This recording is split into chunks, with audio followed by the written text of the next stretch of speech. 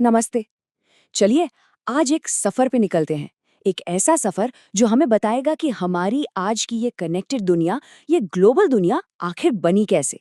हमारा आज का विषय यही है, एक वैश्विक दुनिया का बनना। तो ग्लोबलाइजेशन, ये शब्द सुनते ही क्या ख्याल आता है? ज्यादातर लोगों के दिमाग में शायद पिछले 50 साल की दुनिया, इंटरनेट और बड़ी बड़ी कंपनियों की तस्वीर बनती होगी, है ना? पर सवाल ये है कि क्या ग्लोबलाइजेशन सच में इतना नया है?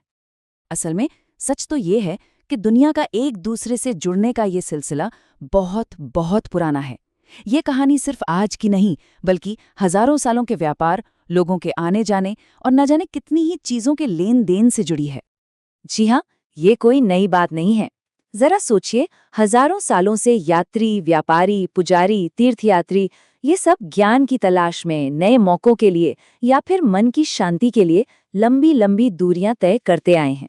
और जब ये लोग सफर करते थे तो अपने साथ सिर्फ सामान और पैसा ही नहीं ले जाते थे, बल्कि उनके साथ सफर करते थे नए नए आइडियाज, स्किल्स और हाँ, बदकिस्मती से बीमारियां फैलाने वाले कीटाणु भी। तो चलिए थोड़ा और पीछे चलते हैं और प्री मॉडर्न दौर में झांकते हैं, जब दुनिया के ये प्राचीन कनेक्शन बन रहे थे। देखते हैं कि इस दिलचस्प इतिहास की परतें क्या कहती हैं। सिल्क रूट इसका सबसे बेहतरीन उदाहरण है। जरा सोचिए, ये सिर्फ रास्ते नहीं थे, ये तो उस जमाने के कल्चरल हाईवेज थे। इन्हीं रास्तों से ईसाई मिशनरी और मुस्लिम धर्म प्रचारक एशिया तक पहुंचे। और पता है, बौद्ध धर्म भी तो पूर्वी भारत से निकलकर इन्हीं रास्तों के सहारे दुनिया के कोने कोने में फैला था। और सिर्फ विचार ही क्यों, स्वाद में भी खूब सफर किया। खाने पीने की चीजें इसका एक बहुत मजेदार उदाहरण है। जैसे, कभी सोचा है कि स्पैगेटी कैसे बनी? एक थियोरी कहती है कि नूडल्स चीन से पश्चिम गए और स्पैगेटी बन गए। एक और कहानी यह है कि अरब व्यापारी इसे सिसिली लेकर गए थे। खैर, कहानी चाहे जो भी हो, एक बात तो साफ है, उस जमाने में भी दुनिया कितनी कनेक्टेड थी। आपको जानकर शायद हैरानी होगी कि हमारी प्लेट में आज जो आम सी चीजें हैं, जैसे आलू, टमाटर, मिर्च, ये सब करीब 500 साल पहले तक हमारे पूर्वजों ने देखे भी नहीं थे। ये यूरोप और एशिया में तब पहुंचे जब क्रिस्टोफर कोलंबस ने, यूं कहिए कि गलती से, अमेरिका की खोज कर ली। जरा सोचिए, सिर्फ एक आलू के आने से यूरोप के गरीबों की जिंदगी कितनी बदल गई होगी। उन्हें पेट भरने के लिए एक सस्ता और पौष्टिक खाना जो मिल गया था। अब थोड़ा आगे बढ़ते हैं, 16वीं सदी में। ये वो दौर था जब यूरोपियन खोजों की वजह से दुनिया अचानक से जैसे सिकुड़ गई। अमेरिका की खोज ने तो जैसे दुनिया का नक्शा ही बदल डाला। वहां की खानों से जो कीमती धातुएं निकली, खासकर चांदी, उसने यूरोप को मालामाल कर दिया। इससे एशिया के साथ उनका व्यापार भी चल पड़ा। और देखते ही देखते दुनिया के व्यापार का सेंटर पश्चिम की तरफ खिसक गया और यूरोप एक नई पावर बनकर उभरा। पर रुकिए, यूरोप की ये जीत सिर्फ ताकतवर हथियारों के दम पर नहीं हुई थी। स्पेन के विजेताओं का सबसे खतरनाक हथियार वो कुछ और ही था।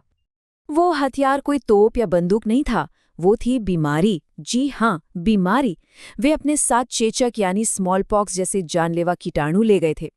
अब हुआ ये कि अमेरिका के लोग लाखों सालों से बाकी दुनिया से अलग थलग थे, तो उनके शरीर में इन बीमारियों से लड़ने की इम्यूनिटी थी ही नहीं। इसका नतीजा, चेचक ने पूरे के पूरे समुदायों का सफाया कर दिया और हमलावरों के लिए जीत का रास्ता बिल्कुल साफ हो गया। ये बातें उस क्रूर सोच को दिखाती हैं जहां बीमारी से होती मौतों को जीत के लिए भगवान का आशीर्वाद माना जा रहा था। ये एक तरह का अनजाना बायोलॉजिकल वॉरफेयर था, जिसके आगे वहां के मूल निवासियों के पास कोई जवाब, कोई बचाव नहीं था। चलिए, अब कहानी को और आगे बढ़ाते हैं और 19वीं सदी में चलते हैं। ये वो जमाना था जब भाप, स्टील और नई टेक्नोलॉजी ने दुनिया की रफ्तार को हमेशा के लिए बदल दिया। इसकी कहानी शुरू होती है ब्रिटेन से। वहां सरकार ने कॉर्न लॉ नाम का एक कानून हटा दिया। इसके हटते ही बाहर से सस्ता अनाज देश में आने लगा। अब हुआ ये कि ब्रिटेन के अपने हजारों किसान बेरोजगार हो गए। उन्हें मजबूरन काम की तलाश में या तो शहरों में जाना पड़ा या फिर दूसरे देशों में। और इस बढ़ती डिमांड को पूरा करने के लिए पूर्वी यूरोप, रूस, अमेरिका और ऑस्ट्रेलिया जैसी जगहों पर बड़े बड़े पैमाने पर जमीनें साफ करके खेती शुरू की गई। और जरा इस आंकड़े पर गौर कीजिए, 5 करोड़। 19वीं सदी में करीब 5 करोड़ लोग एक बेहतर जिंदगी की उम्मीद में यूरोप छोड़कर अमेरिका और ऑस्ट्रेलिया चले गए। ये संख्या आज के कई देशों की कुल आबादी से भी ज्यादा है। ये इंसानी इतिहास का सबसे बड़ा माइग्रेशन था। और ये सब मुमकिन कैसे हुआ? टेक्नोलॉजी से। रेलवे ने खेतों को सीधे बंदरगाहों से जोड़ दिया। भाप से चलने वाले जहाज़ों ने समंदर का सफ़र कई गुना छोटा कर दिया। और रेफ्रिजरेटेड जहाज़ों ने तो जैसे कमाल ही कर दिया। अब अमेरिका, ऑस्ट्रेलिया या न्यूजीलैंड से यूरोप तक ताज़ा मांस भेजना मुमकिन हो गया था। सोचिए, इससे वहाँ के गरीब लोगों के खाने में भी कितनी वैरायटी आ गई। लेकिन इस पूरी चमक दमक का एक बहुत ही स्याह, एक डार्क साइड भी था। दुनिया के कई हिस्सों के लिए इस नए ग्लोबल कनेक्शन का मतलब था अपनी आज़ादी और अपनी ज़मीन दोनों खो देना। कभी अफ्रीका का नक्शा ध्यान से देखा है? कुछ देशों की सीमाएं इतनी सीधी हैं जैसे किसी ने स्केल रखकर लाइन खींच दी हो। और सच कहूं तो हुआ भी कुछ ऐसा ही था। 1885 में यूरोप की बड़ी ताकतों ने बर्लिन में एक टेबल पर बैठकर पूरे महाद्वीप का आपस में बंटवारा कर लिया। इन फैसलों ने वहां रहने वाले करोड़ों लोगों की जिंदगी में दर्दनाक और कभी न मिटने वाले बदलाव ला दिए।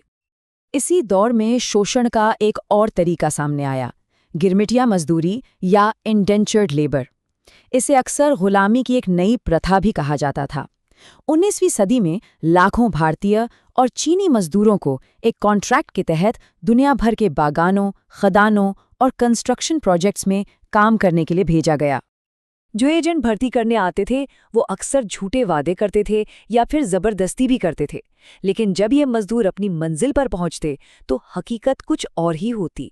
उन्हें बहुत ही मुश्किल और अमानवीय हालात में काम करना पड़ता था, जहां उनके पास कोई कानूनी अधिकार भी नहीं थे। ये उस ग्लोबल इकोनॉमी का एक और क्रूर चेहरा था। अब हम 20वीं सदी में आते हैं और देखते हैं कि कैसे 2 वर्ल्ड वॉर्स और एक भयानक आर्थिक मंदी ने दुनिया को अपनी पूरी इकोनॉमिक व्यवस्था के बारे में दोबारा सोचने पर मजबूर कर दिया। पहला विश्व युद्ध एक भयानक इंडस्ट्रियल वॉर था जिसने ग्लोबल इकोनॉमी की कमर ही तोड़ दी। फिर इसके बाद आई 1929 की महामंदी, जिसने रही सही कसर भी पूरी कर दी। प्रोडक्शन, नौकरियां, व्यापार सब कुछ ठप पड़ गया। इन 2 बड़े संकटों ने दुनिया को एहसास दिलाया कि एक स्टेबल इकोनॉमिक सिस्टम की कितनी ज्यादा जरूरत है। और इसका हल निकालने की कोशिश हुई 1944 में अमेरिका के ब्रेटन वुड्स में हुए एक सम्मेलन में। यहीं पर इंटरनेशनल मॉनेटरी फंड यानी IMF और वर्ल्ड बैंक की नींव रखी गई। इनका मुख्य मकसद था जंग के बाद दुनिया को फिर से खड़ा करना और भविष्य में ऐसी आर्थिक तबाही से बचना। और ये पहली बार था जब आर्थिक स्थिरता और सबको रोजगार देने को एक ग्लोबल लक्ष्य माना गया। तो हजारों साल पुराने सिल्क रूट से लेकर 19वीं सदी की तकनीकी क्रांति तक और फिर 20वीं सदी के संकटों और उससे उबरने की कोशिशों तक, हमारी दुनिया के ग्लोबल बनने की ये कहानी उतार चढ़ाव से भरी है। ये कहानी हमें बताती है कि कैसे व्यापार, माइग्रेशन, जीत हार और नए नए विचार हमारी दुनिया को लगातार बदलते रहे हैं, उसे एक नया आकार देते रहे हैं। और आज जब हम पहले से कहीं ज्यादा एक दूसरे से जुड़े हैं, ये सवाल और भी जरूरी हो जाता है कि हमारी इस ग्लोबल कहानी का अगला चैप्टर, अगला अध्याय कैसा दिखेगा।